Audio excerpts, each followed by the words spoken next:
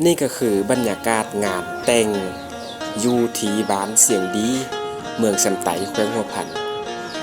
ก็เป็นบรรยากาศที่ว่าแบบบ้านๆเนาะแล้วก็มีความอบอุ่นก็ตอนนี้ก็สาวบ้านเขาเจ้ากำลังหาข้าวหาน้ำเนาะก็มีเหล้ามีเบียร์ก็แบบหาซื้อโต๊ะซื้ออันนั้นก็เอาเบอร์ตองเบอร์กล้วยมาห่อก็หาข้าวหาน้ำซื้อเบียร์นี่จะเป็นเบียร์เบียดเนาะทุกคนเบียร์เบียดก็มีเหล้าขาวทางนั้นก็กำลังตักแกงเนาะตักแกงเสื้อถ้วยเสื้อจานชาวบ้านเขาเจ้าก็สามัคคีเนาะรวมกันหาข้าวหาง่ายก็เป็นอันนี้ก็เป็นความสามัคคีของชาวบ้านเขาเจ้าเนาะมาสวยแต่งมักแต่งกิน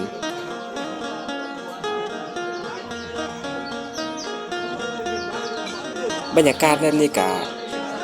คักสุดเลยทุกคนก็หาเบิ่งได้ยากเนาะสำหรับงานแต่งแบบบ้านๆของเฮานี่นะทางนั้นเขาเจ้าก็กำลังยกเหล้าขาวเนาะแต่ว่าเงียนเกือบเต็มจอกมาฝนนี่ฮู้ว่ายกจอกนึงฮู้ว่าเมาแล้ว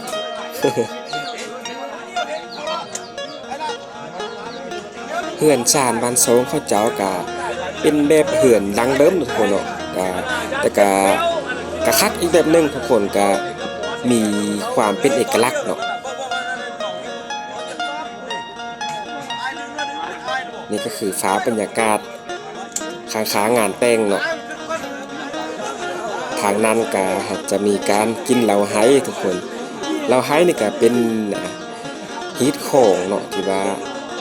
งานแต่งจะต้องมีเหล้าไห้หรือว่าเหล้าซ่าเนาะถ้าบ่มีเหล้าไห้นี่ก็คือว่าบ่ไหลเนาะ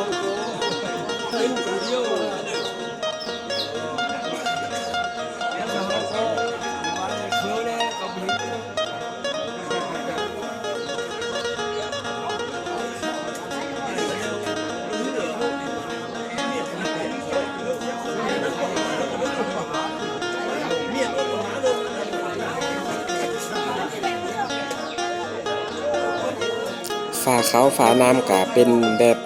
เรียบง่ายทุกคนหาซื้อเบอร์ตองหรือว่าเบอร์กล้วยเนาะนี่ก็เป็นสาวหวานกำลังก็เกียมกินเขากินน้ำ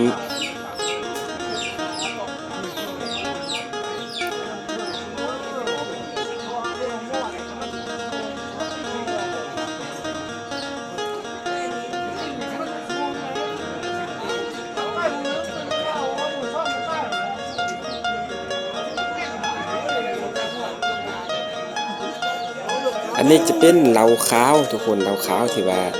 ฟลิตเองอยู่ในบ้านนี่แหละทุกคน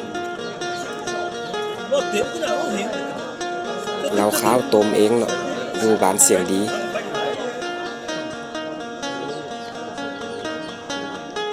ตอนนี้ก็ฟาดทางหนาก็เป็นสาวบ้านเนาะเอาเครื่องค่าทางเฮาเนี่ยเขาเจอมาเครื่องค่าเนาะจะมีม้อนมีฝนังแล้วก็มีฟ้าห่มเนาะมีเสื้อมีม้อนเอามา